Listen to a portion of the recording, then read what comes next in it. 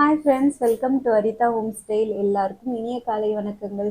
என்னோட டேவை பிளாக் காஃபியோட நான் ஸ்டார்ட் பண்ணிக்கிறேங்க.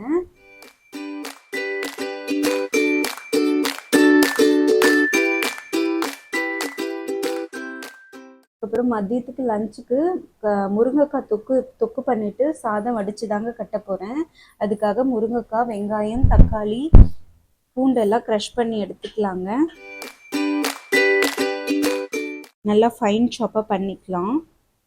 நான் கொஞ்சமாக பூண்டு மட்டும் மிக்சியில் போட்டு பல்ஸ் மோடில் பண்ணி எடுத்துக்கிறேன். க்ரஷ் பண்ண மாதிரியே இருக்கும். பேனில் எண்ணெய் விட்டுக்கலாம்.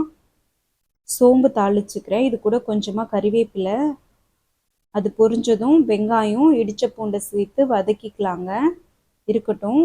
இந்த அளவுக்கு சாஃப்ட் ஆனோடனே தக்காளியும் சேர்த்து நல்லா வதக்கி விட்டுடலாம். இது கூட முருங்கைக்காவையும் ஆட் பண்ணி வதக்கிக்கலாங்க.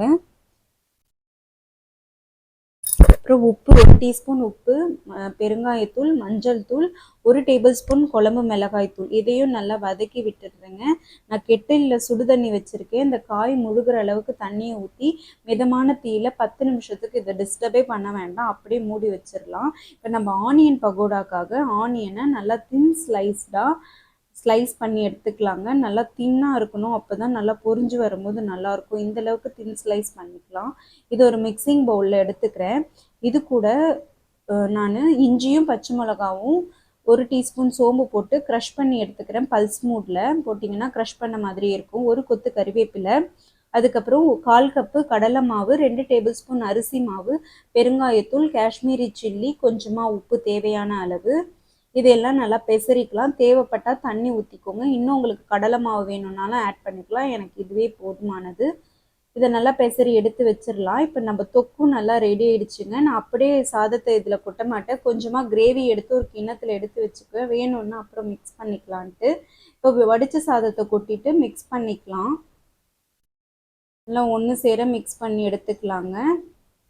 இது கூட கொஞ்சமாக நெய் விட்டுக்கிறேன். நான் மதியம் சாப்பிடும்போது நல்லா வாசமாக மணமாக இருக்குங்க ஊறி.